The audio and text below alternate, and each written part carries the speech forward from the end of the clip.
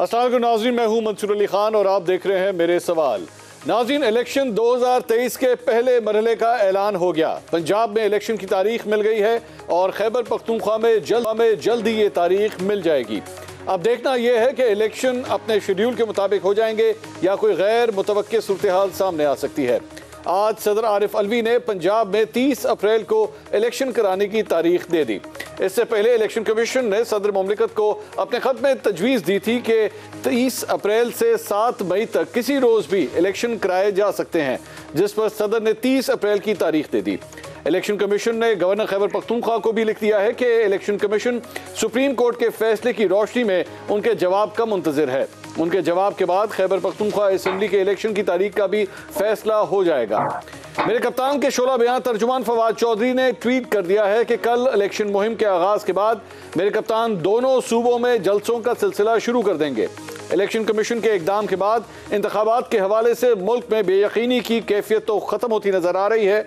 इससे बहरहाल सियासी इस्तेहकाम की तरफ बढ़ने में मदद मिलेगी। हकीकत यह है कि सियासी इस्तेहकाम ही वाहिद चीज़ है जिससे मुल्क की मईशत बेहतर होने के इम्कानात नजर आएंगे।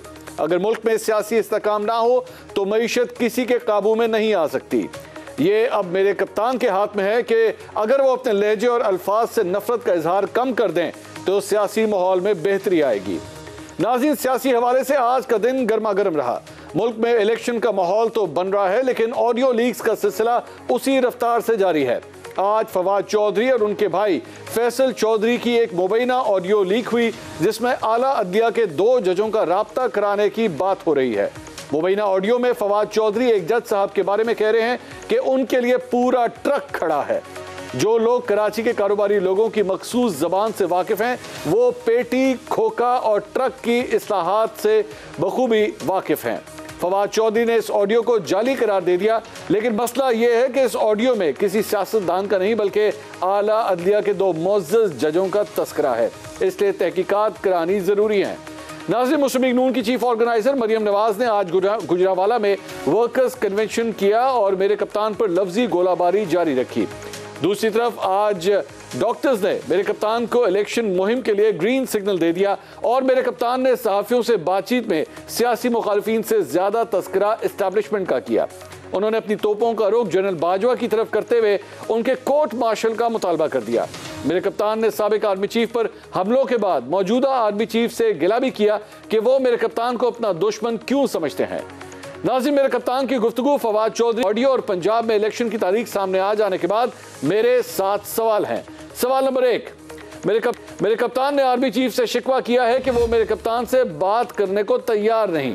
क्या इसके जवाब में जवाब शिकवा होगा या मेरे कप्तान की सुनी जाएगी?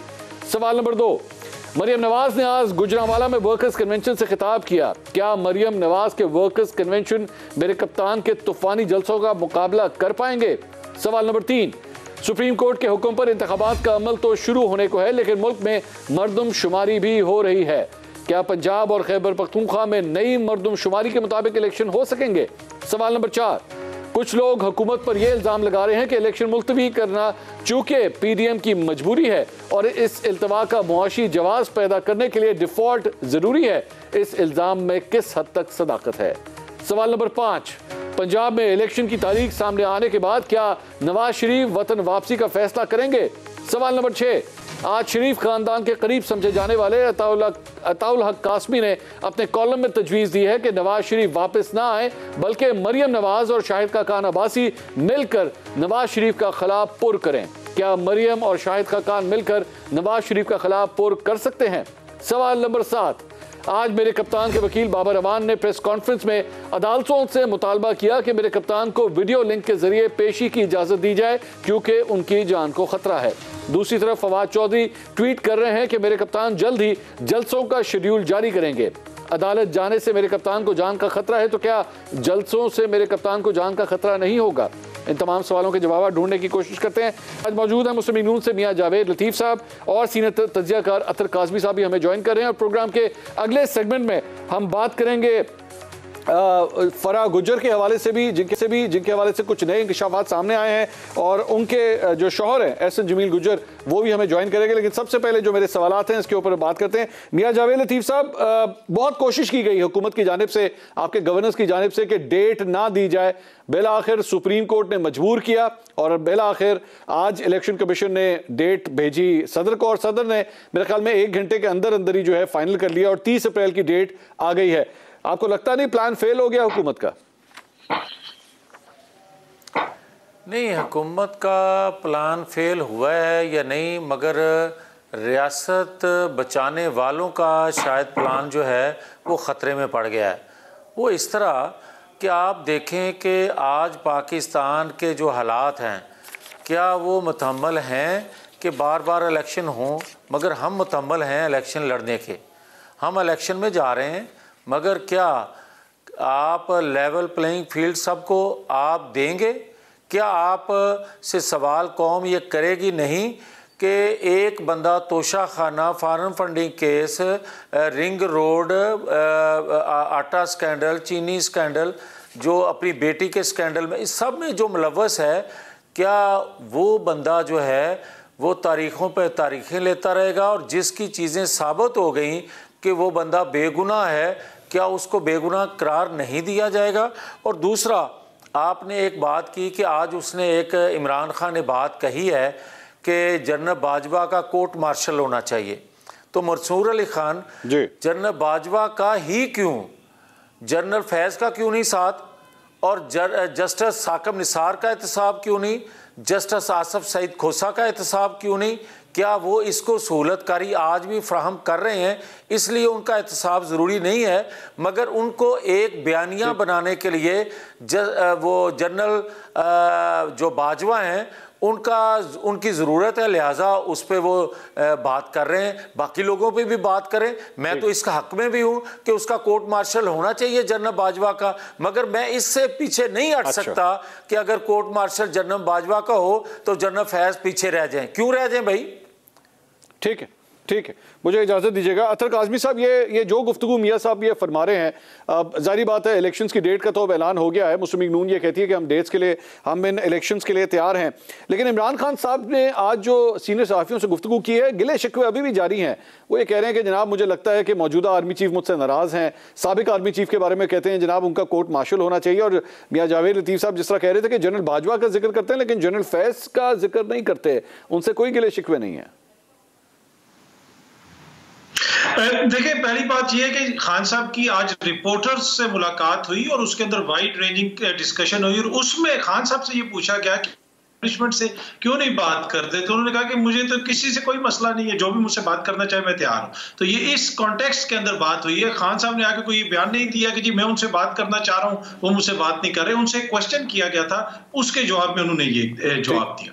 दूसरी बात ये है कि देखिए, जनरल बाजवा के कोर्ट मार्शल की वो बात करते हैं, अगर वो ये समझते हैं कि आइन और कानून के खिलाफ उन्होंने कोई काम किया, तो उन जनरल बाजवा के जो भी मातहत थे वो जनरल बाजवा के मातहत ही काम कर रहे थे। अगर हुकूमत, मौजूदा हुकूमत ये समझती है कि किसी शख्स के खिलाफ या किसी साबिक अफसर के खिलाफ, जनरल के खिलाफ कार्रवाई होनी चाहिए, तो खान साहब के पास तो ये इख्तियार नहीं है। लेकिन जिस तरीके से मरियम बीबी बताती हैं कि जनरल फैज ने ये किया, फलाने ने ये किया, तो इनके पास तो इख्तियार भी है, हुकूमत भी इनकी है, तो ये कल शुरू करें कार्रवाई। इनको किसने रोका है? ये हुकूमत कल ही शुरू कर सकती है। इसमें अतर साहब इसमें जो जनरल बाजवा के कोर्ट मार्शल की वो बात कर रहे हैं, उस पर जो पॉइंट था वो ये था कि जनाब हम रशिया से होके आए और जनरल बाजवा ने जाके रशिया के खिलाफ और अमेरिका के हक में जो है तकरीर कर दी। इस बात के ऊपर उनका कोर्ट मार्शल होना चाहिए। तो उस वक्त तो वजीर आजम इमरान खान साहब थे, अगर उस वक्त ये गलत किया था जनरल बाजवा ने तो उस वक्त कोर्ट मार्शल कर देते। जी बिल्कुल, अगर वो ये समझते हैं कि उन्होंने गलत किया था तो उस वक्त उनको कानूनी कार्रवाई करनी चाहिए थी। मैं तो देखें, आपके प्रोग्राम में ही मैंने अर्ज की थी कि जिस वक्त जनरल बाजवा पावर में थे उस वक्त हम उनके ऊपर जितनी तनकीद करते थे, मैं आज भी उतनी तनकीद करता हूं, इसलिए कि अगर उस वक्त मेरे पास इखलाकी जुर्रत नहीं थी तो अभी भी जो है मुझे फिर थोड़ा सा लिहाज करना चाहिए। इसी तरह अगर उस वक्त हुकूमत ने उनके खिलाफ कार्रवाई नहीं की खान साहब की, तो अब जो है वो मुतालबा कर रहे हैं, तो ये तो वही चीज है जो अभी जिस तरह मौजूदा हुकूमत मुतालबे कर रही है कि जी उसके खिलाफ कार्रवाई। सिर्फ मुतालबा नहीं कर रहे, सिर्फ इस चीज़ का मुतालबा नहीं कर रहे, बल्कि उन्होंने कामरान खान साहब के शो के अंदर बैठ के जनरल बाजवा को एक्सटेंशन देने की भी बात की थी। जी जी, देखिए वो जो भी है वो सब कुछ कौम के सामने है, सामने नजर आ रहा है कि क्या हुआ क्या नहीं हुआ। लेकिन इशू यहाँ पे इस वक्त जो इशू ये है कि मौजूदा जो हुक्मरान इत्तेहाद है वो ये कह रहा है कि जनाब के ये चीजें जो हैं इन जनरल साहिबान ने की, और उनकी वो तस्वीर भी दिखा रहे हैं कौम को सरकारी टीवी के ऊपर। तो अब तो ये तो पावर में है ना, वो तो अब हिस्ट्री का वो हिस्सा बन गई वो हुकूमत, वो पावर में भी नहीं है, उसने मुल्क भी तबाह कर दिया। तो कम से कम इनसे तो हम डिफरेंट एक्सपेक्ट करते हैं ना, ये तो अच्छे लोग आगे अब इख्तिदार में, ये क्या कर रहे हैं? अभी क्वेश्चन पावर, जिसके पास पावर होती है उससे क्वेश्चन होता है, पावर इनके पास है, जब उनके पास पावर आएगी पावर इनके पास है। मैं गुड पॉइंट मुझे मियां जावेद लतीफ साहब, ये तो वैसे वाकई फैक्ट है, पावर आपके पास है, हुकूमत आपके पास है। जनरल बाजवा की तो आप चाहते हैं कि उनका चले कोर्ट मार्शल होना चाहिए, लेकिन जनरल फैज का, साबिक जजेस का, मौजूदा जजेस का नाम लेके उनके ऊपर तनकीद की जा रही है। अगर आप लोगों ने स्टांस लेना है तो इसके ऊपर एक्शन लीजिए ना, हुकूमत आपके पास है। किसी ने मलेशिया से तो आके इसके ऊपर कार्रवाई नहीं करनी है। असल बात यह भी है, जो तनकीद हो रही है आपके ऊपर वो ये है कि जनाब असल बात यह है कि महंगाई की वजह से मुस्लिम लीग नून या पीडीएम की जमात की जो परफॉर्मेंस है अगले इलेक्शन के लिए बयानियां बनाने के लिए अब ये सारी तस्वीरें जो हैं इस तरह स्टेज के ऊपर दिखाई जा रही हैं। नहीं, मंसूर अली खान अतर मेरे छोटे भाई हैं और बड़ी प्यारी गुफ्तगू करते हैं, मगर आज फंसा दिया आपने उनको कि वो आज मौजूदा हुकूमत पे तनकीद करते हुए उनको सपोर्ट नहीं कर रही, उनकी ज़बान या उनके अल्फाज जो हैं। बात यह है कि जो वो बात कह रहे हैं ना कि उनको मौजूदा हुकूमत को किसने रोका है कि वो उनका कोर्ट मार्शल ना करे। हम तो कोर्ट मार्शल की बात नहीं कर रहे, हम तो उसके मुतालबे की बात कर रहे हैं। जो बात कर रहे हैं इमरान खान साहब के, उनका कोर्ट मार्शल होना चाहिए। सबसे ज़्यादा डसे हुए तो हम अभी थोड़ी देर पहले मियां साहब आपने कहा के सबसे ज़्यादा डसे हुए अभी आपने भी कहा है मियां साहब, अभी आपने भी कहा बिल्कुल होना चाहिए कोर्ट मार्शल। अच्छा यार, मैं अब भी कह रहा हूँ, मैं वो बात दोहरा रहा हूँ कि उसका कोर्ट मार्शल होना चाहिए, मगर मैंने ये साथ कहा है कि कोर्ट मार्शल का मुतालबा जो है इमरान खान की तरफ से आया है, जिसको मैं सपोर्ट कर रहा हूँ, मगर उसके साथ एडिशन ये कर रहा हूँ कि जनरल फैज़ का क्यों कोर्ट मार्शल का मुतालबा वो क्यों नहीं करते। मैंने तो ये कहा है कि जब सब एक पेज पे थे तो उस वक्त भी उनको ये बात करनी चाहिए थी कि आपने 2017 में ये गुल क्यों खिलाया। उनको उस वक्त भी ये मुतालबा नहीं करना चाहिए था, बल्कि एक्शन लेना चाहिए था। जब असेंबली में खड़े होकर इमरान खान ये कह रहे थे कि पाकिस्तानियों को सस्ते दामों बेचा गया अमेरिका के सामने और हमारे ताकतवर अदारे ने, दफाई अदारे ने बेचा, तो भाई असेंबली में बतौर चीफ एग्जीक्यूटिव के वो तकरीर करने की बजाय एक्शन लेते। अब जो आप बात कर रहे हैं महंगाई की कि मौजूदा इलेक्शन होंगे, इसमें महंगाई भी है, तो मैं अगर इजाज़त दें तो 2 मिनट सिर्फ आपसे लूँगा। क्या मुझे ये बताएं कि 2017 में 35 रुपए किलो आटा था, 2017 में 140 रुपए किलो घी था, 2017 में 55 रुपए किलो चीनी थी, 2017 में पेट्रोल के जो 65 रुपए पर लीटर मिल रहा था, डॉलर 100 के ऊपर नीचे चल रहा था। तो उस वक्त की हुकूमत को क्यों गिराया जनरल बाजवा, जनरल फैज, साकिब निसार, आसफ सईद खोसा ने, और इनको क्यों लेके आए? असल सबब जो है बिल्कुल जो मूजब है जावेद लतीफ साहब, ये सवाल आप लोगों को, मुस्लिम लीग नून को अपने ज़मीर से करना चाहिए था ना। जब आप लोग जनरल बाजवा को एक एक्सटेंशन के लिए वोट दे रहे थे तब अपने ज़मीर से उस वक्त ये सवाल करते कि जनाब आपने हमारी हुकूमत गिराई, हम क्यों आपको एक्सटेंशन के लिए वोट दें। अब आ जाएं, जहां तक ज़मीर का तल्लक है तो आपका ज़मीर भी जिंदा है और मेरा भी थोड़ा बहुत जिंदा है। अभी मैं आपसे सवाल करूंगा मंसूर अली खान, क्या हमने त्याड़ा भी जिंदा है अतर काज़मी साहब? जी जी पा दे सर, मगर मैं अच्छा तो मैं अतर काज़मी साहब से ये सवाल कर लेता हूँ कि आज जो हमें भाषण दे रहे हैं ना अतर काज़मी साहब, जब हमने केस बनाया था, FIR की थी जो जनरल परवेज़ मुशर्रफ के जो कानून तोड़ने की, आइन तोड़ने की, तो उसके असरात अभी तक मुस्लिम लीग नून से ख़त्म नहीं हुए। जो हमने भुगता फिर वो सबके सामने है। तो उसके रिटायरमेंट के बाद इमरान खान मुतालबे जो कर रहा है, अपनी हुकूमत होते हुए उस पर एक्शन लेता, जो आपने बात की है तो पता चलता। आज आप जिस हुकूमत से तवक्को रख रहे हैं, हम तो इमरान खान के केस साबित होने के बावजूद आज भी बाइख्तियार नहीं है कि इमरान खान को पकड़ सकें। तो आप उसकी बात कर रहे हैं कि हम रिटायर्ड जनरलों को आप हम गिरफ्तार करें या उन पे केसेस चलाएं। कैसी आप हमें कितने बाइख्तियार समझते हैं, कितने आप हमें ताकतवर समझ रहे हैं? अतर काज़मी साहब, ये जो जुमला अभी थोड़ी देर पहले मियां साहब ने अपना आखिरी जुमला बोला है कि आप हमें कितने जो है वो बाइख्तियार समझते हैं या कितनी को पावर है हमारे पास, ये एग्जैक्टली यही गिला इमरान खान साहब का भी है कि मेरे पास कुर्सी तो थी लेकिन मेरे पास ताकत नहीं थी। अगर दोनों पाकिस्तान की दो बड़ी सियासी जमातें यही गिला कर रही हैं कि कुर्सी तो है हमारे पास लेकिन ताकत नहीं है, तो पंजाब में होने वाले ये इलेक्शंस या इस साल होने वाले दीगर इलेक्शंस, क्या इनके अंदर कोई फर्क आ जाएगा या सिर्फ और सिर्फ कुर्सी के लिए जंग हो रही है, इख्तियार फिर भी किसी के पास नहीं रहेगा चाहे जो मर्जी जीत जाए?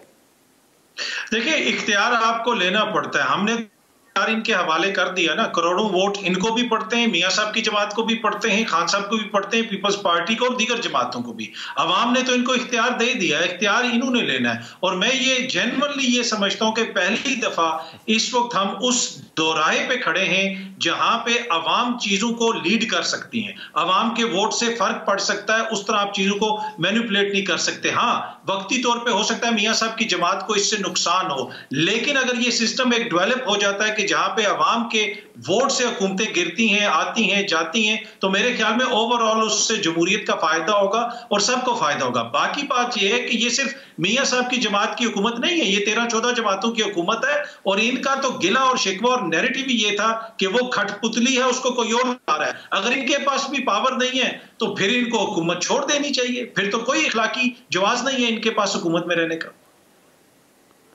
मियां जावेद लतीफ साहब, अतर साहब का मेरे ख्याल में कहना यही है कि अगर पहली दफ़ा अवाम को वोट को इज्जत मिल रही है, अवाम के वोट को यही इज्जत मिल रही है जिसका नारा आप लोग लगाया करते थे, तो बेशक वो वोट इमरान खान साहब को ही क्यों ना जाए, आपको इस चीज़ को सपोर्ट करना चाहिए।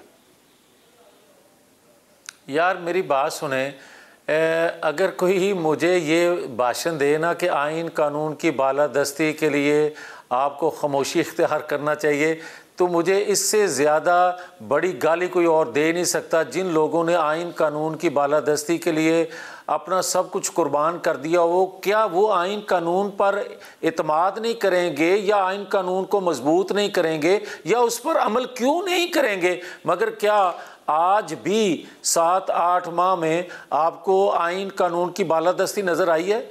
आपको आज भी कोई हुकूमत वक्त जो आप कह रहे हैं कि वोटों से आइंदा आएगी, मैं समझता हूं कि किसी तौर पर भी आइंदा भी अवाम के वोटों से हुकूमत नहीं बन सकती इन हालात में जिन हालात से पाकिस्तान आज दो चार है। और जो ताकतवर अदारे हैं आज भी सहूलतकारी किसी न किसी जानब से किसी न किसी की ज़रूर हो रही है। बाइख्तियार नहीं है लोग और बाइख्तियार वोटर नहीं है। और मैं ये भी आपको कह दूं,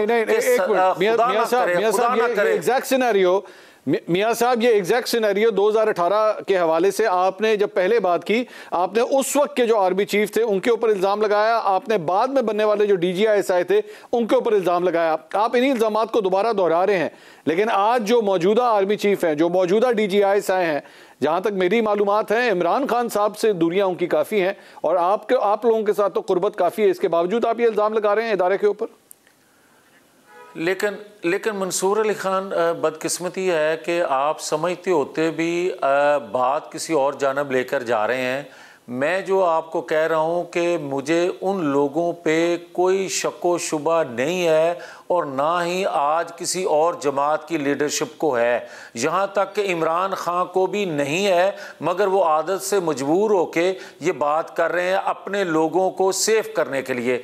मैं जो बात कर रहा हूँ कि दीगर दो अदारे जो ए पोलिटिकल नहीं हुए, मैं उनकी बात कर रहा हूँ। जो अदारा ए पोलिटिकल हो चुका है, जो उसके तर्जमान बातें करते हैं, मैं उसको आप साथ जरा प्लीज ये कह दीजिए कि आपने जो दो इदारे उनको कहा कि पॉलिटिकल हो गए, वो स्लिप ऑफ द टंग था, ये जरा क्लियर कर दें। नहीं, वो यूटिलिटी स्टोर और वापडा की बात कर रहे हैं, ये वो दोनों पॉलिटिकल। ये जो बात करते हैं ना अतर, मेरे छोटे भाई हैं, इनकी भी सुन लिया करें, इनकी भी दुकानदारी यही है। मगर मैं आपको ये कहूँगा कि पॉपुलर नारा लगाना, पॉपुलर स्टांस लेना एक और चीज़ है, रियासत को देखना, रियासत को चलाना, आने वाले वक्त को देखते हुए उसकी मनसूबाबंदी करना, उसके लिए ये माहौल साजगार नहीं है। मैं ये खुदा ना करे, अच्छा, मुझे आखिरी सवाल मियां साहब आपसे आखिरी सवाल। एक सेकंड मंसूर, एक सेकंड, मुझे ये जवाब मुकम्मल कर लेने दे। मैं आपको ये अर्ज कर रहा हूँ, जो मैंने खुदा ना खास्ता का लफ्ज़ इस्तेमाल किया इसलिए किया है कि 70 से 71 तक जाने में ज़्यादा टाइम नहीं लगा था। आज उससे माहौल कोई मुख्तलिफ नहीं है। खुदा के लिए ये बातें आइन कानून की हमें मत कोई सिखाए, जिन्होंने आइन कानून के लिए अपना सब कुछ कुर्बान कर दिया हो गया हो। मगर हमें आखिरी सवाल का जवाब दे दीजिए, सिर्फ आखिरी सवाल का जो बार बार आपसे लोग पूछना चाह रहे हैं वो ये है कि क्या नवाज शरीफ साहब पंजाब में होने वाले इन इलेक्शन से पहले वह पाकिस्तान आएंगे या नहीं? हाँ या ना में बस जवाब दे दीजिए। नवाज शरीफ किसी तौर पर भी पाकिस्तान में इंतखाबात हों तो बाहर रह जाएं, ये मुमकिन नहीं है। और जिस पाकिस्तान के लिए हम आइन कानून की बात करते हैं वो ख़तरे में हो तो नवाज शरीफ बाहर नहीं रह सकते। ये आप लिख लें बात। बहुत बहुत शुक्रिया मियां जावेद लतीफ़ साहब, आपका भी बहुत शुक्रिया। नाज़रीन, इस सेगमेंट के अंदर जो इंतखाबी सूरत हाल बन रही है, पंजाब के अंदर इलेक्शन अनाउंस हो चुके हैं, इस हवाले से हम गुफ्तगू कर रहे थे। एक ब्रेक लेंगे, ब्रेक के बाद फराह गुजर साहिबा, उनके ऊपर कुछ मजीद इल्ज़ाम सामने आए हैं। एक अखबार ने ये इल्ज़ाम आयद किया है, एक खबर दी है जिसके मुताबिक ये कहा गया है कि बैरून मुल्क उन्होंने 4 मुख्तलिफ कंपनियाँ उनकी फैमिली ने वहाँ पर बनाई, और जिस दौरान इमरान खान साहब की हुकूमत थी और वो बाहर के लोगों को कह रहे थे कि पाकिस्तान में आके इन्वेस्ट करें, इसी दौरान बाहर पैसा जा रहा था और फराह गुजर की जो फैमिली थी वो पैसा लेके बाहर जा रही थी। उनके जो शौहर हैं एहसन जमील गुजर, एक ब्रेक के बाद वो हमारे साथ मौजूद होंगे, तमाम सवालात उनके सामने रखेंगे। ब्रेक के बाद दोबारा हाजिर होते हैं। नाज़रीन, welcome back after the break. नाज़रीन, इस मुल्क में बयानियाँ बनाने में मेरे कप्तान से ज़्यादा माहिर कोई नहीं। वो जो भी बयानियाँ बनाएं उसे उनके खिलाड़ी बगैर किसी तस्दीक के मान लेते हैं, और फिर जब मेरे कप्तान का जी चाहता है तो वो इस बयानिए से यू टर्न ले लेते हैं। चाहे अमरीकी साजिश का बयानिया हो या फिर पंजाब के सबसे बड़े डाकू वाला बयान, मेरे कप्तान ने तकरीबन हर बयानिए से यू टर्न लिया है। लेकिन एक बयानिया ऐसा है जिस पर मेरे कप्तान हमेशा से कायम रहे, और वो बयानिया करप्शन का है। ये वही बयानिया है जिसकी बुनियाद पर मेरे कप्तान ने हुकूमत बनाई और रियासत मदीना का नारा लगाया। मेरे कप्तान अपने दौर में जब करप्शन की बात करते थे तो हमेशा इस बात पर जोर देते थे कि मुल्क की सियासी क़यादत और उनके रिश्तेदार मुल्की पैसे को बैरून मुल्क ले जाते हैं, जिसकी वजह मुल्की मईशत को सबसे ज़्यादा नुकसान होता है। इसके साथ साथ अपने दौर में मेरे कप्तान इस बात पर जोर देते रहे कि ज़्यादा से ज़्यादा गैर मुल्की सरमायाकारों को पाकिस्तान लेकर आया जाए, और इस बात की भी तबलीग करते रहे कि जिन पार्टियों और रहनुमाओं का सरमाया मुल्क से बाहर है उन पर एतबार ना किया जाए। मेरे कप्तान के तकरीबन हर खिलाड़ी ने उनकी बातों से इत्तेफाक किया, मगर शायद मेरे कप्तान के लेक्चर्स उनके अपने ही घर में ना सुने गए, क्योंकि जब मेरे कप्तान दुनिया को पाकिस्तान में सरमायाकारी करने के लिए कायल कर रहे थे, ऐन उसी वक्त साबिक खातून अव्वल बुशरा बीबी की करीबी दोस्त फरहत गुजर और उनका खानदान बैरून मुल्क में असासे बनाने में मसरूफ था। आज जंग अखबार में छपने वाली खबर के मुताबिक मेरे कप्तान की हुकूमत में फराह गुजर ने 2019 से 2021 के दरमियान बरतानिया में 4 कंपनियां कायम की, जिनमें से एक कंपनी उनके और उनके शौहर के नाम, जबकि 3 उनकी बहन के नाम है। जबकि फराह की बहन मुसरत खान के नाम पर बरतानिया में 6 के करीब कंपनियां कायम है। इमरान खान के वज़ीर आज़म बनने से पहले तक फराह खान की दौलत सिर्फ 23 करोड़ रुपए थी, लेकिन इमरान खान हुकूमत के 3 साल में यह दौलत बढ़कर 97 करोड़ रुपए हो गई। ज़राए के मुताबिक FIA ने फराह गुजर के खिलाफ मनी लॉन्ड्रिंग के नए सबूत भी हासिल कर लिए हैं, और आज नैब ने मनी लॉन्ड्रिंग केस में फराह काबिल जमानत वारंट गिरफ्तारी जारी कर दिए हैं। इस तमाम मामले के ऊपर मजीद बात करेंगे। इस वक्त फराह गुजर साहिबा के शौहर एहसन जमील गुजर हमारे साथ मौजूद हैं, और साथ ही साथ समा के हेड ऑफ इन्वेस्टिगेशन जाहिद गशकोरी साहब भी हमें ज्वाइन कर रहे हैं। जाहिद गशकोरी का सबसे पहले मैं आपके पास आना चाहूँगा, ये बताइएगा ये जो मामलात हैं, ख़ास तौर पर ये जो इल्ज़ाम है कि 2017 से लेके 2021 के दरमियान फराह गुजर साहिबा की जो एसेट्स हैं उनके अंदर एक होशरुबा इजाफा नोट किया जाता है, तो ये लीगल तरीके से है, इलीगल तरीके से है, क्या तफसीलात हैं इसकी? जो फाइंडिंग्स हैं अब तक की वो मैं आपसे शेयर करना चाहूँगा। अब उसके बाद ज़ाहिर है एहसन जमील गुज्जर साहब लाइन पे हैं, वो खुद बताना चाहेंगे। मैं आपको वो फाइंडिंग बताना चाहता हूँ जो 84 करोड़ रुपए की कैश फ्लो की इन्वेस्टिगेशन की है। इसके अलावा जो suspicious transaction reports financial monitoring unit से हासिल की गई हैं, और ये इन्वेस्टिगेशन सिर्फ फ़रत शहज़ादी तक महदूद नहीं है, ये अब फैल के 7 और अफराद हैं जो कि ज़्यादातर उनके ख़ानदान के ही हैं, और 17 कंपनीज़ हैं। कमोबेश 9 ऐसी कंपनियां हैं फैमिली की, या उनकी एक और बहन है मुसर्रत ख़ान जो अंडर इन्वेस्टिगेशन इस वक्त आ चुकी हुई हैं। मुख्तलिफ टीमें इसको इन्वेस्टिगेट कर रही हैं, और जो अमाउंट का जाविया है कहीं ज़्यादा है, 1.5 अरब से ज़ायद का है। इन्वेस्टिगेटर्स ये बताते हैं कि ये गैर मामूली इजाफा है, और जो सोर्स ऑफ इनकम है वो उनको नज़र नहीं आता ये कंपनियां बनाने के लिए। पाकिस्तान में जो सबसे पहले मैं आपसे शेयर करूं, जो अब तक की तहकीकात के मुताबिक जो हमने हासिल की हैं फाइंडिंग्स, उससे तो कम से कम 11 कंपनियां हैं जो कुछ security exchange commission of Pakistan के साथ रजिस्टर्ड हैं, या मुख्तलिफ सूबों में बिलखसूस पंजाब में जो मकामी अथॉरिटीज़ हैं उनके साथ रजिस्टर्ड हैं। उनका जो आउटफ्लो है वो करोड़ों से बढ़ के अब 1 अरब से ज़ायद का हो चुका हुआ है। उसमें कुछ कंपनियां दिखाई गई हैं एफपीआर के साथ और एससीसीपी के साथ, और उनके गोशवारों में भी उनमें एक कंपनी ऐसी है या 6 कंपनियां जिनका आप पहले जिक्र कर रहे हैं, ये बिल्कुल नया इंकशाफ है जो कि बैरून मुल्क बनाई गई हैं। जाहिद साहब, इसके एक एक करके जरा पॉइंट्स आगे लेके चलते हैं। एहसन जमील गुज्जर साहब को भी जरा इस पॉइंट का जरा पहले जवाब देने का मौका देते हैं। एहसन साहब, सबसे पहले तो सर ये जो खबर आई है जंग अखबार के अंदर, जो ये कहती है कि जनाब आपकी जो एहलिया हैं उनके जो एसेट्स हैं 2017 में 23 करोड़ के थे, और 3 साल में 2021 में ये 97 करोड़ रुपए के हो गए। ये फैक्ट है सर, ये इसी तरह ही है? देखिए, हमारे जो भी एसेट्स इन क्वेश्चन हैं अभी तक, वो हैं जो हमने मंसूर साहब डिक्लेयर किए हुए हैं, उन पे टैक्स अदा किया हुआ है, और पाकिस्तान के तमाम फाइनेंशियल रूल्स, रेगुलेशंस, लॉज को अबाइड करते हुए किया गया।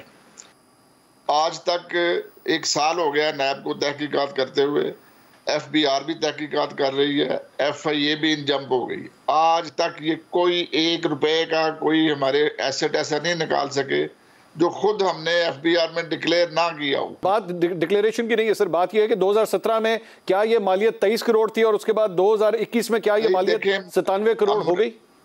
इमरान खान के पूरे दौरे हुकूमत में इसके एसेट 20 से 30 करोड़ रुपए के करीब बढ़े हैं। ठीक है जी। इससे पहले का जितना एसेट है वो 2 है। ठीक है जी। और उसकी हर एक बैंक में जो डिपॉजिट हुआ है उसके सबूत उसके साथ लागू है, जो एफबीआर में डिक्लेयर है उसके सबूत उसके साथ लागू हैं। ठीक है। ये सारा का सारा शोर अखबारी शोर है, और ये जो एफआईआर हम पे दर्ज, पहली एफआईआर जो दर्ज की गई उसमें वो एंटी करप्शन की दर्ज की गई पंजाब में, जो कि खारिज हो चुकी है। उसकी बेस पर अब ये दूसरी एफआईआर। मैं तो फैक्चुअल सर, मुझे सिर्फ फैक्चुअली बता दीजिए ना, ये जो कहा जा रहा है 2017 में फरा साहिबा के जो एसेट्स थे वो 23 करोड़ थे, ये फैक्चुअली ठीक है या गलत है? मैं आपको ये फैक्ट बता रहा हूँ कि इमरान खान साहब के दौरे हुकूमत में बात तो ये हो रही है ना, इमरान खान के दौरे हुकूमत में करप्शन हुई है। ब्रदर, मैं ये कह रहा हूं कि इमरान खान के दौरे हुकूमत में कोई हमारे 97 करोड़ नहीं आए। ठीक है। ये gradually at a natural speed बढ़ते हुए आए हैं, कोई ऐसा नहीं है कि एक ही साल में। मैं सर एक सवाल पूछना चाहता हूं इन्वेस्टिगेशन की बेस पर। जी जाहिद साहब बोलिए। जाहिद साहब बोलिए। एहसन जमील साहब, एक अहम इन्वेस्टिगेशन सामने आई है जिसकी फाइंडिंग्स हमने हासिल की हैं। 30 ट्रांजैक्शन की गई हैं 2020 से 2021 का दौरानिया है, जो कि 14 महीने का बनता है। 41 करोड़ 70 लाख से ज़ायद कैश उसमें डिपॉजिट हुआ है, जिसका सोर्स डिक्लेयर नहीं किया गया है। इसी दौरानिए में तकरीबन 32 करोड़ की 4 अहम तरीन प्रॉपर्टीज परचेज की गई हैं। एक इस्लामाबाद में F7 के सेक्टर में कम से कम 19 करोड़ का एक घर खरीदा गया है। जाहिद साहब, मैं इसके ऊपर आता हूँ, मुझे ज़रा यहाँ पे एक छोटी सी ब्रेक लेनी है। नाज़रीन, कुछ और सवालात भी एहसन जमील गुज्जर साहब से करेंगे एक छोटे से ब्रेक के बाद। हमारे साथ रहिए। Welcome back after the break. Break से पहले जाहिद गुशगोरी साहब तफसीलात से आगाह कर रहे थे कि प्रॉपर्टीज़ कौन कौन सी एहसन जमील गुज्जर साहब ने ली हैं। इस्लामाबाद की भी प्रॉपर्टी है और इसके साथ साथ कुछ कंपनियों की भी हम बात करेंगे। एहसन जमील गुज्जर साहब, ये जो प्रॉपर्टीज़ है इसकी कुछ तफसीलात बताइएगा, किस तरीके से ये प्रॉपर्टीज़ खरीदी गई? लेट्स टॉक अबाउट जो इस्लामाबाद, इस 40 करोड़ में से जो 20 करोड़ की है कि आप प्रॉपर्टी बता रहे हैं, जो इस्लामाबाद की आप बता रहे हैं, उसकी 100% पेमेंट थ्रू बैंक हुई है, बैंक ड्राफ्ट हुई है, और उसमें जितने भी डिपॉजिट्स भी हैं और जो आउटफ्लो भी है, it is all through banks. There is, हमने 1 रुपया भी अंडर हैंड या इस तरह नहीं दिया। 19 करोड़ जितने का ये घर खरीदा गया, उस घर की पेमेंट पार्टी को थ्रू बैंक इंस्ट्रूमेंट की गई है। अच्छा, चलें, मुझे सर ये बताइए एहसन साहब, ये जो कंपनियों के बारे में पता लगा है कि यूके के अंदर जो है वो कंपनियां खोली गई, ये फैक्ट है इसी तरह ही है? यूके के अंदर पहली तो बात है कि मुशर्रत खान के बिजनेस के साथ हमारा कोई तल्लुक नहीं है। वह 2011 से यूके में रह रही हैं और वहाँ बिजनेस कर रही हैं। इमरान खान साहब 2018 में हुकूमत में आते हैं, वो 2011 से उधर रह रही, अकॉर्डिंग टू माई इंफॉर्मेशन। ठीक है। दूसरी बात ये तो उनकी कंपनियां, बहन की कंपनियां नहीं सर, मैं फरा साहिबा की और आपकी कंपनी की बात कर रहा हूँ। जो मेरी कंपनी की बात हो रही है, मेरे पास पाकिस्तान से बाहर के मुल्क के और पाकिस्तान के कुछ डॉक्टर्स तशरीफ लाए। उन्होंने कहा जी हम हॉस्पिटल बनाना चाहते हैं पाकिस्तान में। ठीक है जी। अच्छा। तो मैंने उन्हें ऑफर की कि भाई मैं हॉस्पिटल का तो कुछ नहीं जानता, मैं लैंड दे सकता हूँ आपको, लाहौर दे सकता हूँ, गुजरांवाले दे सकता हूँ, इस्लामाबाद में दे सकता हूँ। उस बेस के ऊपर उन्होंने कहा जी ठीक है, हम आपकी लैंड की मालियत के मुताबिक आपका शेयर इसमें रख लेंगे। ठीक है। उन डॉक्टरों ने अपने तौर पर एक कंपनी खरीदी लंदन में, जिसमें मेरा भी नाम उन्होंने शामिल किया कि हम सब ने मिलके एक कंपनी खरीदी लंदन में। ठीक है। उस कंपनी के 0 एसेट थे जब खरीदी गई, और 0 एसेट है आज भी। वो हॉस्पिटल प्लानिंग की स्टेज पे ही रहा, आज तक वो हॉस्पिटल ना प्लानिंग की स्टेज से निकला, ना वो आया, ना उस कंपनी में किसी ने डिपॉजिट किया, ना किसी से इन्वेस्टमेंट ली। ऐसे साहब, वो जो कंपनी बनी उस कंपनी ने कोई काम नहीं किया, बस वो बनी रही, दैट्स इट। ना उसके अंदर कोई पैसे आए, ना उसमें से पैसे गए, लेकिन ट्रांजैक्शन नहीं की उसने। ये एहसन साहब, ये कंपनी जो बनी थी, ये इमरान खान साहब के दौर में बनी थी? ये 2020 में हुआ था जी। 2020 में। जी जाहिद साहब, अब आप बोलिएगा। अब ऐसे जमील साहब, ये गोल्ड स्टार यूरो एक कंपनी एस्टैब्लिश की गई थी यूके में इसी दौरानिए में, थोड़ा सा उसके बारे में बताइए कि वो इसका एफपीआर में जो मेरी सोर्सेज बता रही हैं वो डिक्लेयर नहीं है। थोड़ा सा बताएंगे कि उसका बिजनेस साइज क्या है, या ये देखिए कोई साइज नहीं है उसका कोई 1% भी उसके अकाउंट में पैसा नहीं है, ना वो ऑपरेट हुई है। वो एक रिडंडेंट कंपनी थी जो प्लानिंग की स्टेज पे खरीदी गई, हम सब पार्टनर्स ने मिलकर खरीदी, और वो रिडंडेंट ही पड़ी है। उसमें कोई कारोबार किसी किस्म का ना लेना ना देना, ना जब खरीदी गई उसके नाम कोई एसेट था और ना आज उसके नाम कोई एसेट है। एहसन साहब, मैं ये कह रहा हूँ कि इससे पहले भी जब आपके ऊपर आपकी अहलिया पे इल्जामात लगे थे तो आपने कहा था कि आप आके इन केसेस का सामना करेंगे और आने के लिए तैयार हैं, और पाकिस्तान आने की तैयारी भी पूरी हो चुकी थी। लेकिन इसके बावजूद आप दोनों पाकिस्तान वापस नहीं आ रहे। यहाँ पे वारंट गिरफ्तारी भी आपकी अहलिया के जो है वो जारी हो चुके हैं। देखिए, जो वारंट गिरफ्तारी जारी हुए ना, उनकी भी स्टोरी सुन लें कि 28 फरवरी को वो एक सो कॉल्ड नाजायज पर्चा दर्ज करते हैं।